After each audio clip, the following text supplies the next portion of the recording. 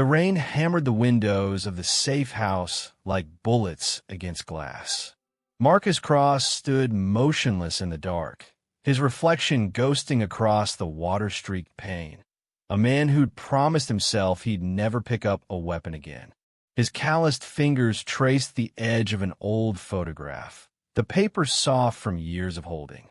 In it, a younger version of himself stood beside his brother, both smiling, both believing they'd grow old together. That was before the blood, before the 37 confirmed kills, before he'd walked away from the life that had taken everything. His phone buzzed. Unknown number. He almost didn't answer.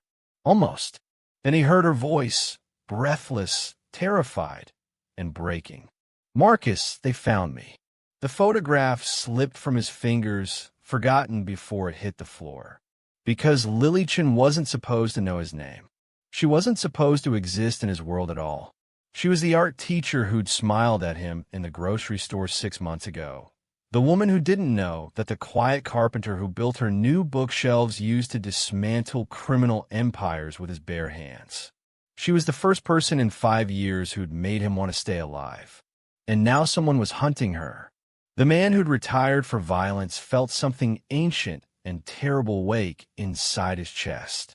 What would you do if the only person who made you want to live was about to die? Before we dive into this shocking story, I need a quick favor from you. If you're watching from Australia, anywhere in the USA, the UK, or anywhere in the world, drop your city in the comments. I want to see how far this voice is reaching.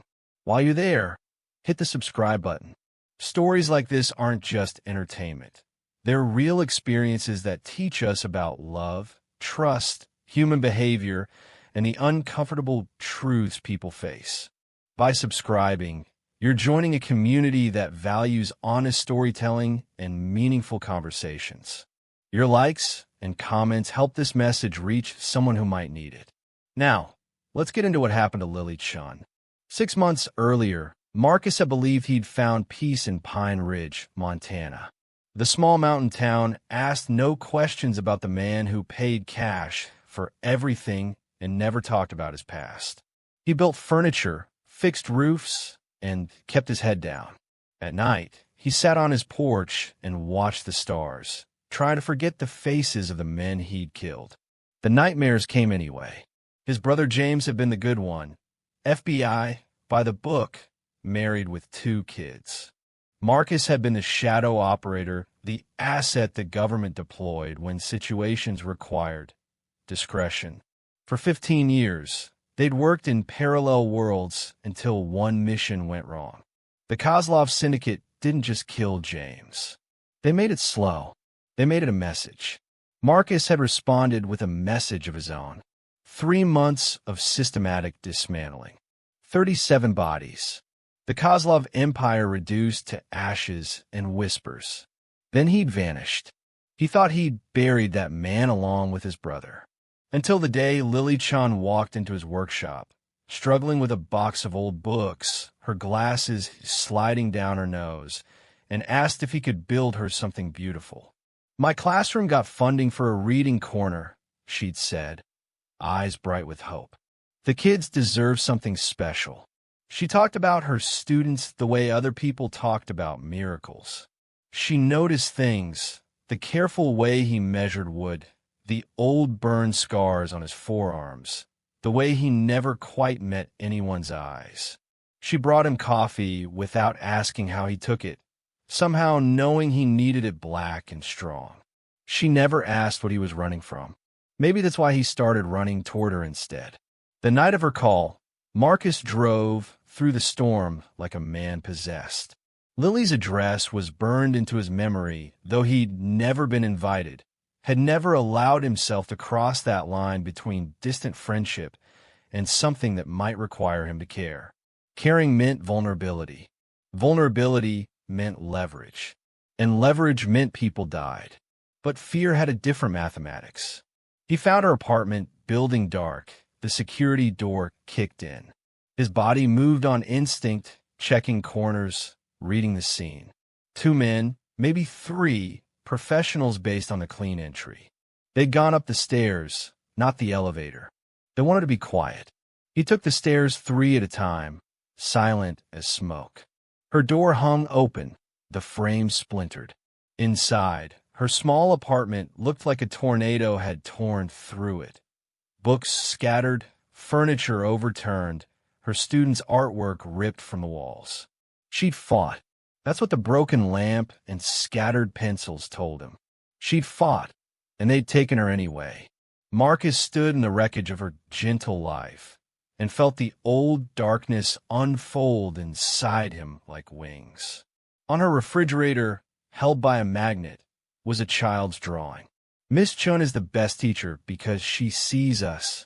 Below it, in Lily's handwriting, remember why you stay. He pulled out his phone, not the one in his pocket, but the one he'd buried in his workshop, wrapped in plastic, the one with numbers he'd sworn never to call again. Cross. The voice on the other end was sharp with surprise. You're supposed to be dead. I need information, Garcia. Someone took a civilian. I need to know who. You know the price of coming back.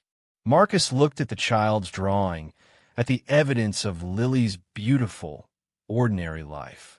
Yeah, he said. I know. The information came within the hour. The Kozlov syndicate, or what remained of it, had never forgotten. They'd spent 5 years searching, waiting, rebuilding. They'd found him through her, through the one crack in his armor he'd been foolish enough to allow. Lily Chen wasn't collateral. She was the trap. They wanted him to come. They were counting on it.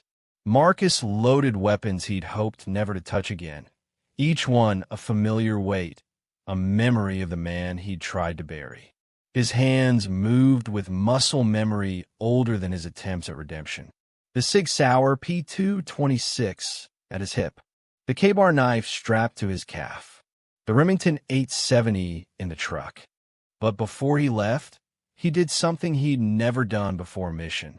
He opened the wooden box in his closet and took out his brother's FBI badge, tarnished now, but still bearing James's smiling photo. I'm sorry, he whispered. I try to be better. The compound was 2 hours north, hidden in the mountains where screams couldn't travel. Garcia's intel was solid. 12 men, heavy weapons, fortified position. They'd chosen the location specifically. No civilians, no witnesses, no rules. Marcus had trained for worse odds. But as he drove through the darkness, it wasn't tactical analysis running through his mind. It was the memory of Lily's laugh when one of her students finally understood a difficult concept. The way she'd touched his hand once, briefly, when he'd delivered the reading corner she dreamed of. The future he'd almost allowed himself to imagine. Coffee on Sunday mornings, her paint-stained fingers, a life without blood. They'd taken that possibility. They'd used her kindness as a weapon against her. The old Marcus would have made this quick and professional. The man driving toward the compound was something much more dangerous. He was someone with something to lose. He left the truck a mile out and approached on foot, moving through the forest like a ghost. The compound was a converted hunting lodge, lights blazing in the windows. They weren't hiding. They were advertising. Marcus counted positions, memorized patterns, calculated odds. Then he did something that would have gotten him killed in his old life. He walked up to the front door and knocked. The door opened. A man he recognized, Dmitry Kozlov, nephew of the patriarch Marcus had killed. Younger than expected, mid-30s, with eyes that held too much anger and not enough sense. Marcus Cross. Dmitry smiled. The ghost returns. Come to trade yourself for the girl. Where is she? Alive. For now. You know the terms. You for her. Your life for hers. Poetic, yes? Like your brother. Something cold settled in Marcus's chest. Let me see her first. Dmitry stepped aside, gesturing. Of course. We are civilized. The lodge opened into a great room, vaulted ceilings heavy with timber. 12 men, as Garcia had said, all armed. And there, tied to a chair in the center, was Lily. She looked up as he entered, and the fear in her eyes cut deeper than any wound he'd ever taken. Her lip was split, her glasses broken, but she was breathing. She was alive. "Marcus!" Her voice cracked. "You shouldn't have come." He crossed the room, ignoring the guns tracking him, and knelt before her.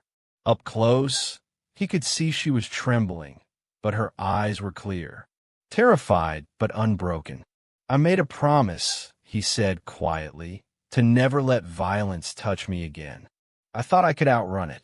He reached up, gently touching the bruise forming on her cheek. "I was wrong. It found me anyway.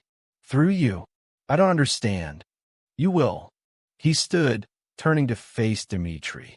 "Let her go. You have what you want." Dmitri laughed. "You think we want just you? We want you to suffer first. We want you to watch her die, knowing it's your fault. Then we kill you. This is justice for my uncle, for all the families you destroyed." Marcus was quiet for a moment. Then, very calmly, he said, "I gave you a chance to be smart. You should have taken it." The room exploded into motion. When the silence finally came, it was louder than the gunfire. Marcus stood in the center of the great room, breathing hard, blood on his hands, most of it not his own. 12 men. 37 seconds. He'd counted without meaning to, the old habits dying hard. Lily sat frozen in the chair, eyes wide, watching him like he was a stranger. Maybe he was. Maybe he'd always been this person beneath the careful disguise of normalcy. He moved to her on autopilot, cutting the ropes with hands that didn't shake despite the adrenaline still singing through his veins. She flinched when he touched her, and that small movement hurt more than the bullet graze along his ribs. "It's okay," he said, keeping his voice soft, aware of how he must look.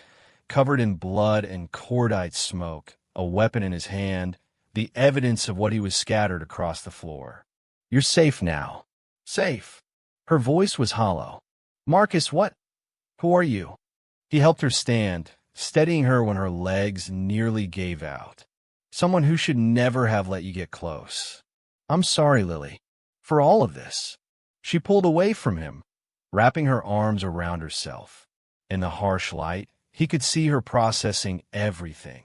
The efficient violence, the bodies, the man she'd thought she knew revealing himself as someone else entirely. "Did you kill all these people?" she whispered. "Yes." "Have you done this before?" "Yes." She looked at him then, really looked, and he saw the moment she understood. "This is who you really are." "It's who I was," he said. "I've been trying to be someone different. By lying to me, by protecting you from this." He gestured at the carnage. "I thought if I stayed away from that life, it couldn't touch you. I was wrong." They sat in his truck as dawn broke over the mountains, the compound burning behind them. Marcus had called Garcia to clean up the scene. By tomorrow, it would be as if none of this had ever happened. That's how his old world worked. Violence blooming and vanishing like blood in water. Lily held a blanket around her shoulders, staring straight ahead. She hadn't spoken in an hour. "My real name is Marcus Cross," he finally said. "I was a government asset for 15 years. Covert operations, threat elimination, the kind of work that doesn't officially exist. I was very good at it until it cost me the only family I had left. My brother James died because of my choices, and I walked away. To Pine Ridge," she said quietly. "To nowhere. Pine Ridge was just where I stopped running." He gripped the steering wheel, knuckles white. "I built furniture because I needed to create something instead of destroy. I stayed invisible because everyone I cared about died. And then you walked into my workshop with a box of books and a dream for your students. And what? And for the first time in 5 years, I wanted to be alive for something other than penance." Lily turned to look at him, her broken glasses crooked on her nose. "You killed those men to save me. I killed those men because they threatened you. There's a difference. Is there?" Marcus didn't answer. How could he explain the mathematics of violence to someone who taught children about kindness? How could he tell her that in that room? Faced with her death, he'd made the choice he always knew he'd make, to become a monster again if it meant she survived.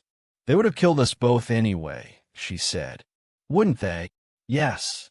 So you didn't have a choice. I always have a choice, Lily. I chose violence. I'm good at it. That's the truth you need to understand. I'm not a good man trying to be better. I'm a killer who tried to retire. She was quiet for a long moment. Then, surprising him, she laughed, a broken, exhausted sound. You know what's funny? I knew. Marcus stared at her. What? Not the details. But I knew you were running from something. I teach teenagers, Marcus.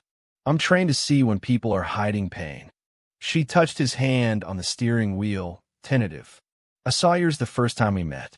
I just thought, I don't know what I thought, that maybe I could help you carry it. You can't save me from what I am. I'm not trying to save you. Her fingers tightened on his. I'm trying to understand if the man who built my students a reading corner is real, or if he was just pretending. Marcus looked at their joined hands, hers small and paint-stained, his scarred and bloody. I don't know anymore, he admitted. I wanted him to be real. I tried so hard to make him real. Then maybe that's enough, Lily said. Maybe trying is all any of us can do. 3 days later, Marcus stood in Lily's apartment, repairing the damage. New door frame, fresh paint, replaced furniture. He couldn't fix what had happened, but he could at least restore what had been broken. She'd gone to stay with a friend, giving them both space to process. He understood. She'd seen him at his worst, and there was no coming back from that for most people. Normal people didn't date killers, no matter how many bookshelves they built. He was finishing the last coat of paint when he heard footsteps in the hallway. Lily stood in the doorway, a coffee carrier in her hands. Black and strong, she said. Right? Marcus set down the paintbrush, uncertain. You came back. It's my apartment. She stepped inside, looking at his work. You fixed everything. Tried to. She handed him a coffee and took her own, moving to the window. Outside, the afternoon sun painted the street in gold. Kids played on the sidewalk, their laughter drifting up. Her world, the normal, beautiful world he'd tried to join. I talked to a trauma counselor, she said. About what happened? About you. What did they say? I need to process it. That it's okay to be scared. That it's okay to walk away from situations that put me in danger. She turned to face him. They also said something else. They said sometimes the people we're afraid of aren't the ones who hurt us. They're the ones who protect us from being hurt. Marcus shook his head. Lily, you shouldn't. Let me finish. She set down her coffee, crossing to him. I'm not naive, Marcus. I know what you did. I know what you're capable of. And I'm not going to pretend it doesn't scare me, because it does. Violence scares me. The ease with which you did it scares me. He looked away, unable to meet her eyes. I understand. But, she continued, touching his face, turning him back to her. Do you know what scared me more? When they took me, all I could think was that I'd never told you how much your friendship meant to me. That I'd never taken the risk of asking if maybe we could be more than friends who pretend not to notice each other. You almost died because of me. I almost died because bad men made bad choices. You saved me because you're the man who builds reading corners for kids he's never met. Both things can be true, Marcus. He wanted to argue, to push her away for her own safety. But her hand was warm against his face, and her eyes held something he'd stopped believing he deserved. Hope. I don't know how to do this, he admitted. I don't know how to be both people. Then maybe you don't have to be. Maybe you can just be Marcus Cross, the carpenter who has a complicated past and is trying every day to be better. She smiled softly. That's who I saw in my classroom that first day. That's who I want to know. What if that man isn't enough to protect you? What if I don't need protection? She leaned closer. What if I just need someone honest enough to let me see who they really are, even when it's hard? Marcus closed his eyes, breathing her in, lavender and paint and hope. When he opened them, she was still there, still choosing to stay despite everything she knew. "I can't promise I'll never be dangerous," he said quietly. "I can't promise I'll never be afraid," she replied. "But maybe we can figure out what comes after the fear together." He kissed her then, soft and careful, tasting coffee and second chances. Through the window, the afternoon light painted them both in gold. A killer trying to be good and a teacher brave enough to see him anyway. Maybe that was its own kind of redemption. 6 months later, Marcus finished building a new addition to Lily's classroom. Not just a reading corner this time, but a whole library, floor-to-ceiling shelves, a window seat, soft lighting. A space where kids could feel safe enough to dream. Lily stood in the doorway, watching him work. "You know the school can't afford to pay you for this." "I know." He ran his hand along the smooth wood, checking for imperfections. "Considerate payment for the painting lessons." She laughed. She did that more easily now, though sometimes he still caught her watching him with questions she didn't ask. They were learning each other slowly. How to be honest, how to be gentle, how to hold both the past and the future in the same careful hands. "The kids are going to love it," she said. "Good." He turned to her, wiping sawdust from his hands. "They should have beautiful things. Everyone should." She crossed him, and he pulled her close, breathing in the scent of her, familiar now, home.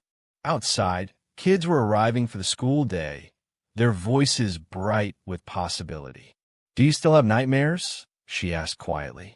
"Sometimes," he admitted, "but they're different now. Now I'm not just remembering what I lost.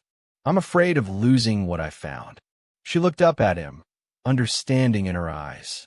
"You won't lose me by being honest about who you are, even when who I am is dangerous. Especially then." She touched his face, the gesture familiar and grounding. "Because the dangerous man who saved my life is also the man who builds libraries for children. You're not one or the other, Marcus. You're both, and I choose both." He kissed her forehead, holding her close, aware of the gift she was giving him. Acceptance, not despite what he'd done, but because of everything he was trying to become. The bell rang. Kids flooded into the hallway, their excited chatter filling the space. "Come on," Lily said, taking his hand. "I want you to see their faces when they see what you made." As they walked together toward the classroom, Marcus thought about his brother, about the promise he'd made to be better. Maybe better wasn't about erasing the past or pretending to be someone he wasn't. Maybe it was about using the strength he'd built from darkness to create light for others. Maybe it was about choosing every day to build something beautiful. The children's gasps of wonder echoed through the hallway as they discovered their new library. Lily squeezed his hand, her eyes bright with tears and joy. "Thank you," she whispered. And for the first time in 6 years, Marcus Cross believed that redemption might not be about forgetting who he'd been. It might be about remembering who he wanted to become. Would you have taken the same risk? Would you have let someone dangerous get close if you believed in who they were trying to be? If this story touched you, consider what we're all running from and what we're running toward. Sometimes the bravest thing we can do is let someone see us completely and trust them to stay anyway.